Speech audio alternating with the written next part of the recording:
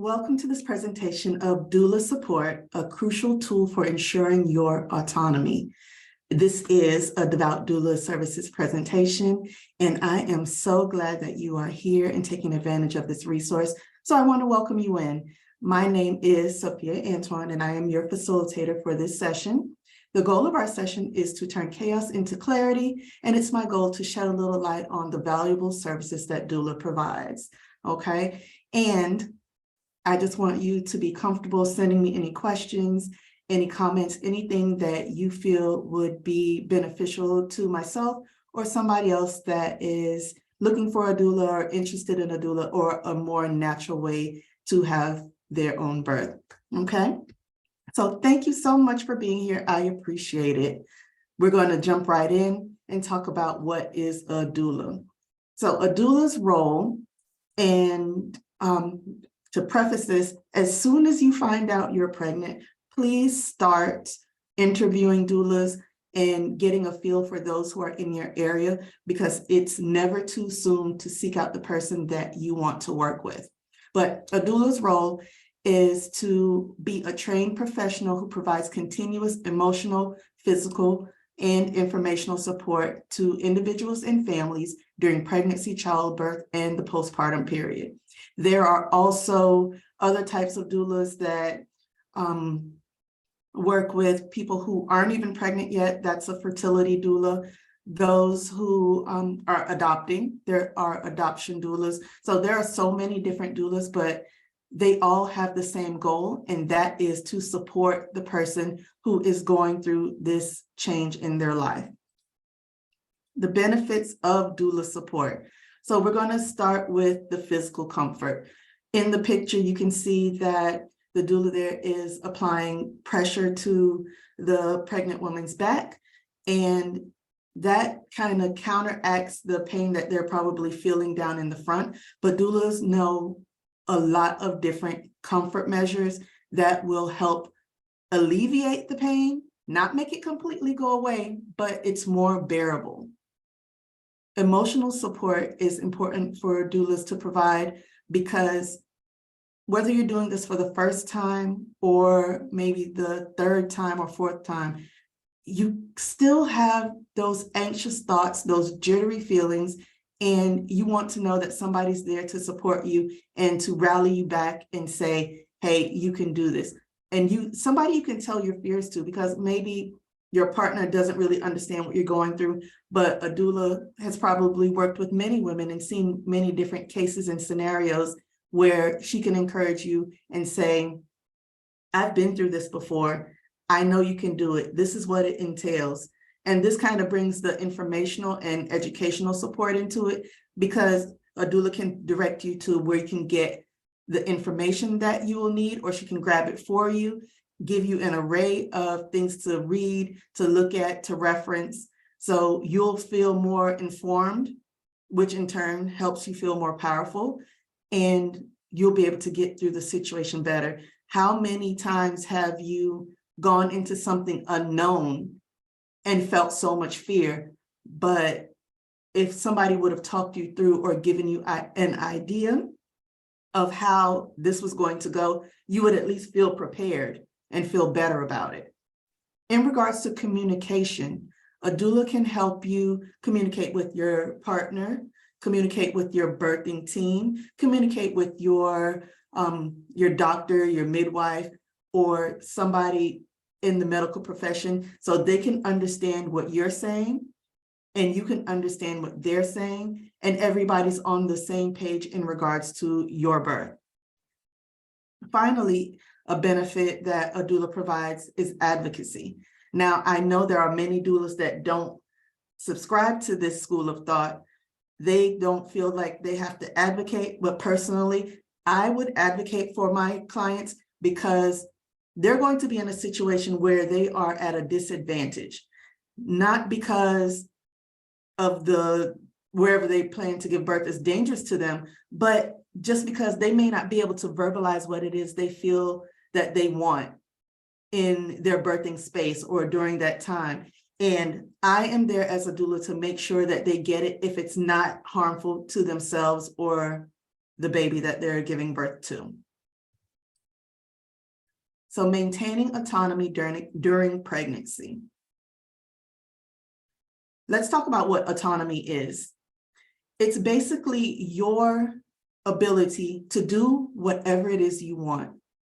Within reason, of course, but it's whatever it is that you want, whatever you feel would enhance your birthing experience. So it's your ability to call the shots in the birth room.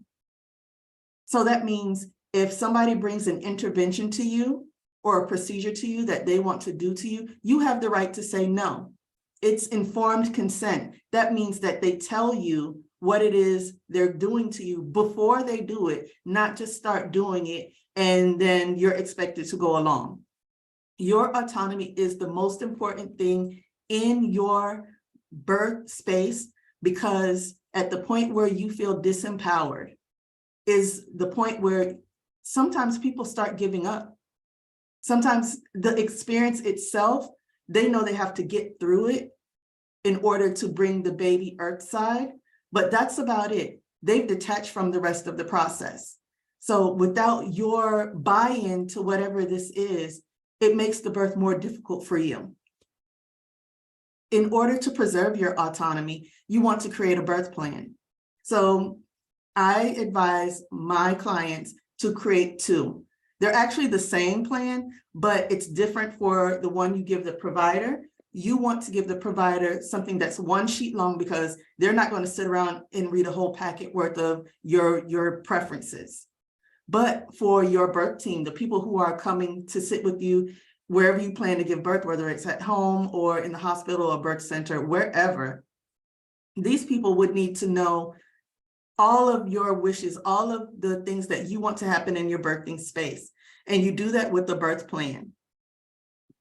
Your team, you want to have your team in order long before you go into labor, because everybody needs to know what their job is, what their role is, so they're not bumping into each other, because birth is a lot of moving parts. And in order to have a good birth, quote unquote, you want everybody to know their places. So it's sort of like maybe a play or a movie. Everybody has their roles. And once everything is moving well and fluid, it goes off without a hitch, and we can do this in one take.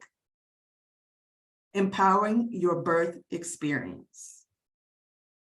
So how do you do that? You figure out what you want to do in regards to pain management.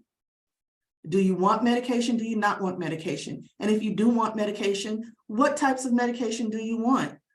Find out what effects it would have on your baby. If you don't want medication, let's talk about the comfort measures that the doula can bring to the table and perform on you, teach your partner to perform, or anybody else that's going to be in the birth room, because sometimes labor takes long and we have to switch out.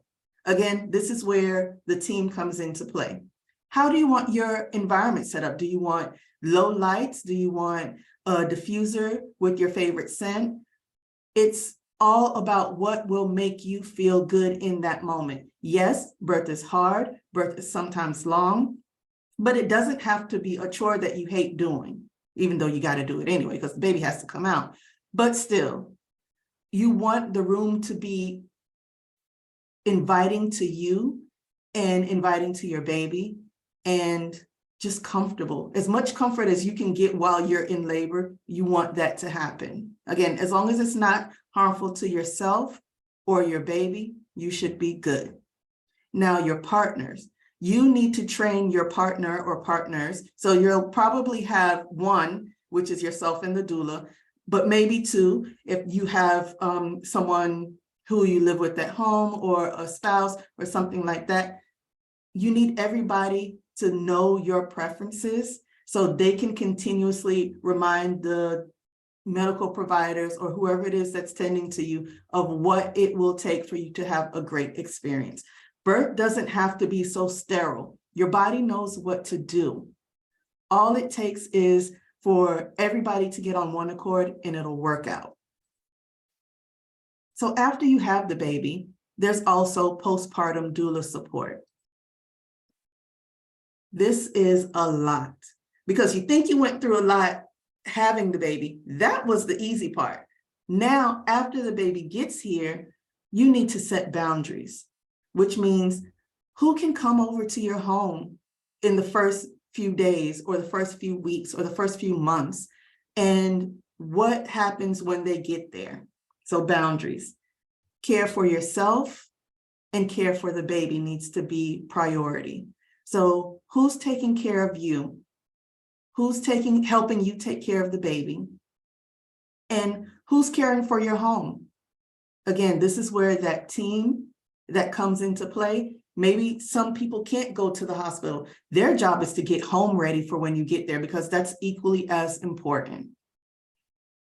Your emotional support when you get home or after you have the baby. Who's there for that? Especially if you're a first-time mom, your emotions are going to be all over the place because you've never done this before. You have a whole human that you are responsible for now. So there will be some days where you just think you can't do it. So you need those people there to uplift you. And a doula can do that and teach your partner to do that. It can be done, but you're going to need somebody there. In regards to feeding, are you going to bottle feed? Are you going to body feed? What are you going to do? Are you going to alternate? So you're going to need somebody there, especially if you're planning to breastfeed or chest feed, however is right for your situation. You need somebody there with you to be able to help you if the baby's not latching correctly, or if you're in pain after you do it, or if your breasts get engorged, or whatever it is that happens, somebody needs to be able to guide you through that. And physical support, you just need somebody there that will do the things that you're not able to do. You're not concerned with laundry. You're not concerned with dishes. You're not concerned with cooking. Your only concern, especially when, the first few weeks, should be taking care of yourself and that baby. So resources for autonomy. There are resources by way of the books and websites and blogs, and there's a download available with this presentation that you can just go ahead and click download and get. So those are the top resources that I have for autonomy and how you can go ahead and start learning, and you and your doula can learn together what it is that you want before you guys put together your birth plan. So I thank you for just sitting in and taking this little bit of time to learn what a doula does and how a doula can support you with bodily autonomy and just getting your birthing space and your wishes to become reality.